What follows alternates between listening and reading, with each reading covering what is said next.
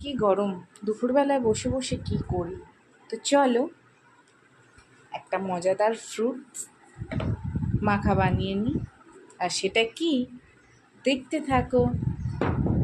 চলো, এই ফ্রুটসটা আমরা খুব ভালোবাসি, ছোট বড় সবাই। আর এইভাবে যদি বানিয়ে নিই আরও ভালো লাগবে।